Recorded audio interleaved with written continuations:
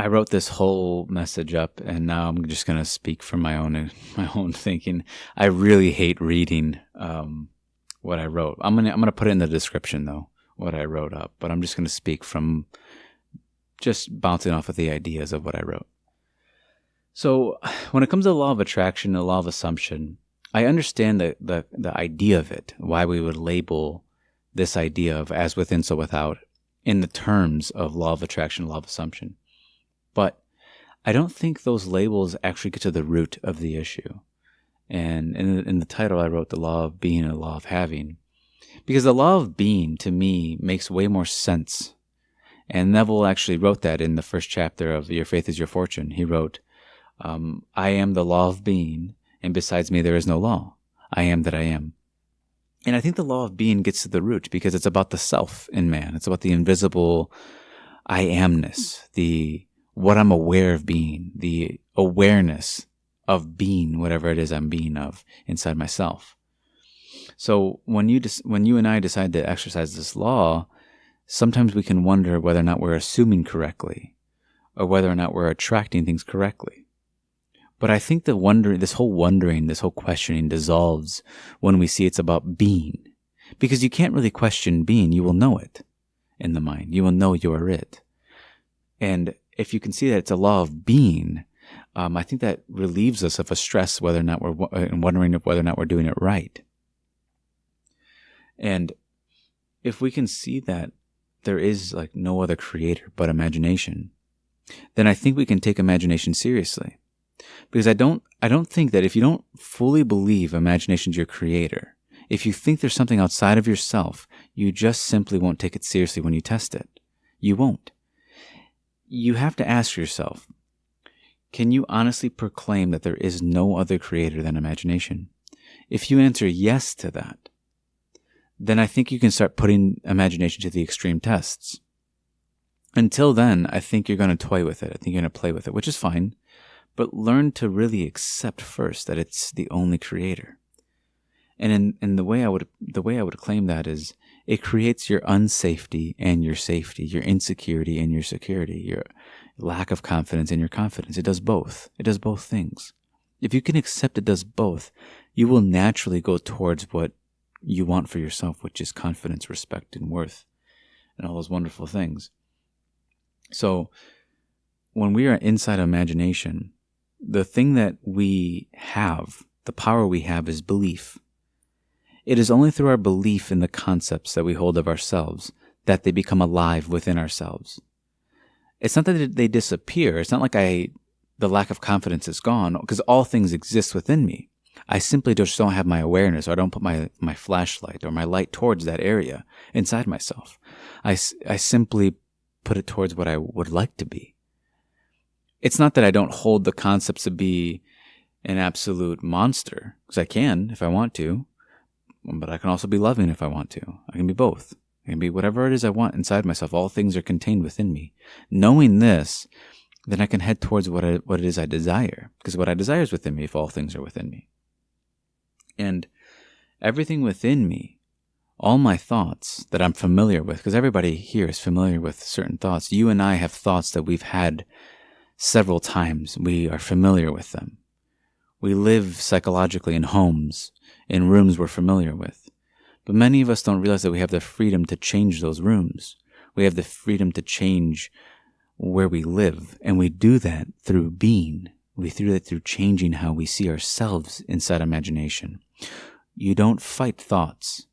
You don't fight ideas. You leave them alone. Because if you start fighting thoughts, you're fighting yourself. You created a war within yourself. You're the cause of that war inside yourself.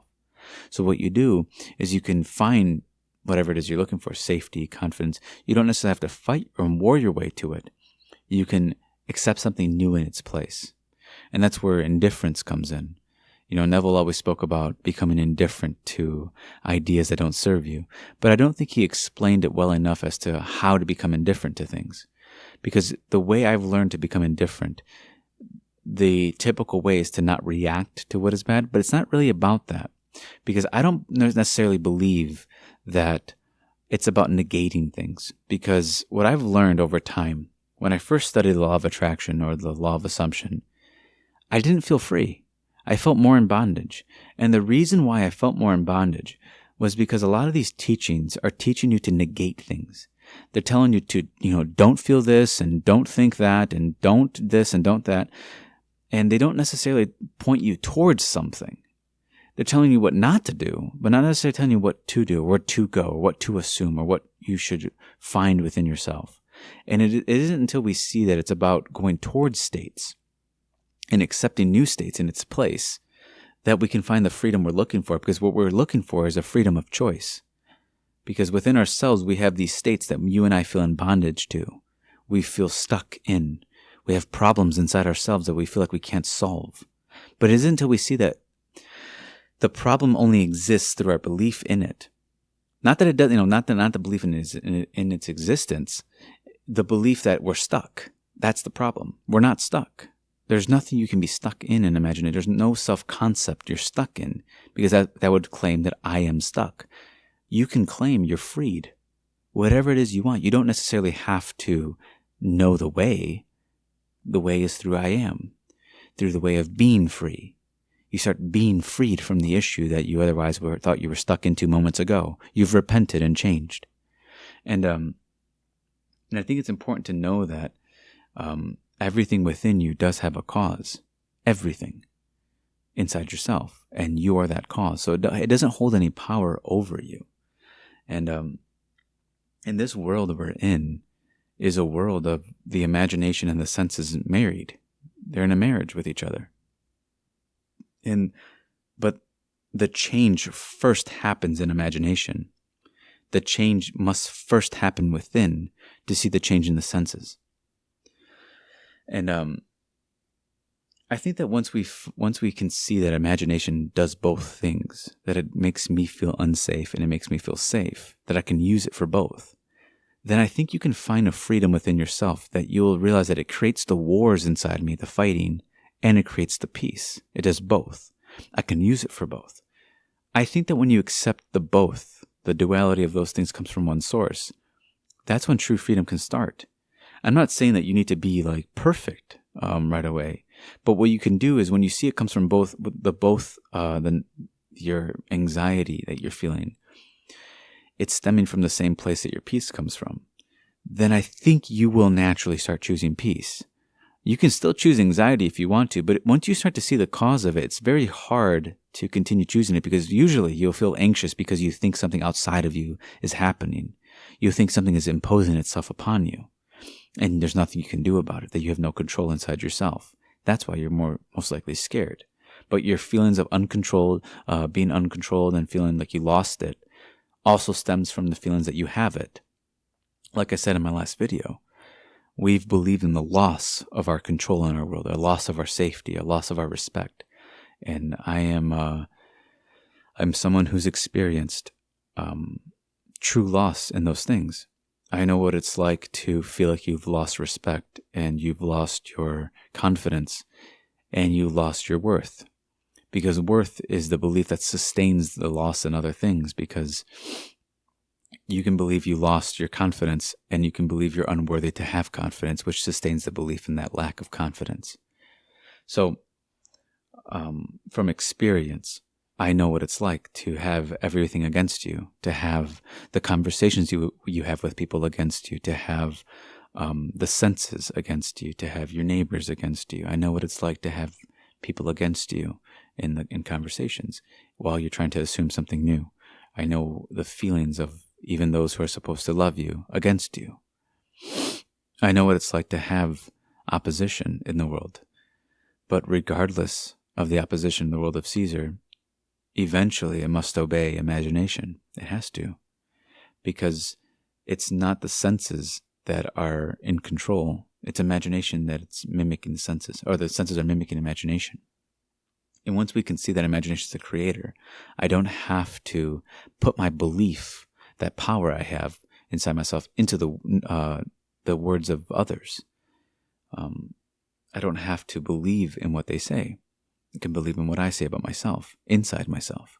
So I start to trust and believe in imagination. And I'm fully aware of the difficulty in that sometimes. But if you're having difficulty with accepting imagination, learn to practice that at nighttime. Before you fall asleep, truly, truly accept. Maybe you're falling asleep tonight and you feel anxiety, or you feel unsafe, or you feel whatever it is, paranoid. Understand truly on a deep level before you go to assume anything. You go to, whatever it is you're going to do. Before you do anything, accept that the creator of that paranoia, of that anxiety, stems from imagination, which is the same source of the freedom, of that nobody's watching you, of that safety, of whatever it is, of the confidence, the security that you seek. There's only one creator here. There is no other. That can help you tremendously in accepting the new ideas inside yourself, that all ideas stem from one place. And all it takes is your belief inside yourself, because these ideas are inside you. And that's where desire dwells, and that's where fulfillment dwells. So both dwell there. And you can live however you want inside yourself. You can live in desire or in fulfillment. You can fall asleep tonight truly feeling that all your needs are met. And by needs, I'm not saying water and shelter. I mean those little desires. The desires that nobody knows about. Those tiny little things that only imagination would know. And then you can start to have an intimate relationship with your imagination, that it knows the small things you want. And when I have felt that I have those small things, they truly arise in my world. And to me, that's what I live for. I live for those small things.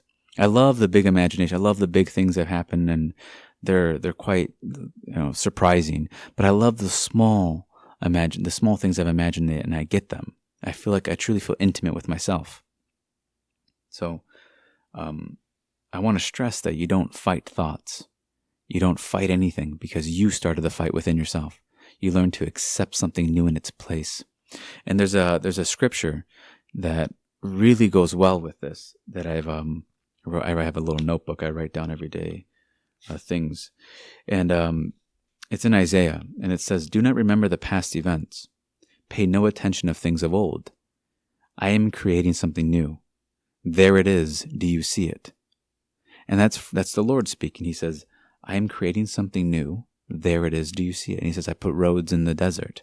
It's the idea that imagination will find the way. It can put a road in a desert if it wants to get to the destination, to get you to the destination it needs to get you to.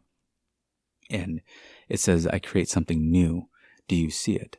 So you and I can mimic that being and create something new in its place inside ourselves, instead of accepting what we've already accepted. We've already experienced the full experience of the states we're in. So why don't we accept something new in its place? And we accept it by believing we have it, or are it, whatever it is you want to do. I find it easier to accept that I have the confidence I was once seeking, that I thought I lost. I think it's easier to accept that I have it now. I don't necessarily do scenes all the time. You don't have to. I have found it's easier to accept that you're wealthier tonight than you were yesterday. Why not? Accept that you're more confident, you're more respected, you're more listened to. I mean, I grew up not being listened to, and now a bunch of people listen to me. It doesn't really, I mean, it's wonderful, don't get me wrong, but it's just a state. We're in a world of states. And everything comes down to its one source, which is imagination. So don't be ashamed to accept something wonderful within yourself, because it's all coming from one place. That shitty idea you have about yourself is stemming from the greatness inside yourself. It's all there. It's up to you to where you want to go within yourself. It's up to you. You're truly your own problem inside imagination, because you're the only one who's there. The name is I Am. And I Am is it's self. It's directed towards the self. It's what are you being inside yourself. And and whether you like it or not, you are accepting things. And so you have to ask yourself, do I like what I'm accepting within? If not, then change. You are allowed to. You are allowed to do whatever you want inside yourself. You're allowed to change. You're allowed to repentance, that gift. So you either have it or you don't, but you can have it. That's the wonderful news of Neville's, that you can have it within yourself. Don't worry about the senses so much. Don't worry about the senses. First, try to change imagination. First, focus on the change inside. If you can really, really hone in on that, you will find the senses changing faster than you would think. There was a long time where I wasn't seeing progress because I was so anxious on the change and I was so observant of the change outside of me that I didn't realize that I truly did not change inside myself. It wasn't until I started to believe I had things inside myself, whatever it was, that I saw the change instantly outside of myself. I mean, within a couple of days, I saw it. So take it from me as somebody who I've said I've experienced a dark world. I know exactly what it's like to look at people inside myself and see people who attack me. To see strangers, see people who have weapons against me, to see I'm warring within myself, feel like no one has sympathy for me, no one cares for me, no one loves me, no one respects me, no one wants me. I know exactly what that feels like, to a pretty extreme degree. I would never lie about such a thing. But knowing that I created that world inside myself, that it has a cause, and that cause is me, and that it's mimicking the concepts I hold of myself, that the nature of my mind is in alignment with the nature of my self-concepts, then I don't need to necessarily fight my world anymore. I can just change how I see myself, and that change in that nature will result in a change. It'll be in harmony in the change of that new nature, of new thoughts from that position. So I have new ideas. You don't have to necessarily become smart. You can just start to assume you're more intelligent. It's the same way with money. It's the same way with any. You don't necessarily have to know. You can start to believe you have. That's more important. And that's what actually Scripture supports. It's that believe you have it and you will. Not believe you, or whatever it is you're thinking, question it, or doubt it. You don't have to do anything. You just believe you have it. So we learn to not argue with ourselves. We learn to not doubt ourselves, but we learn to accept something new in its place. And you'll see it. There it is. And you ask yourself, do you see it? Do you see the change? You can't deny it. If you imagine something new within yourself, you'll see it. You will see it. You can't deny it. You can't deny you already are what you want to be within yourself. You just can't. So I hope that helps.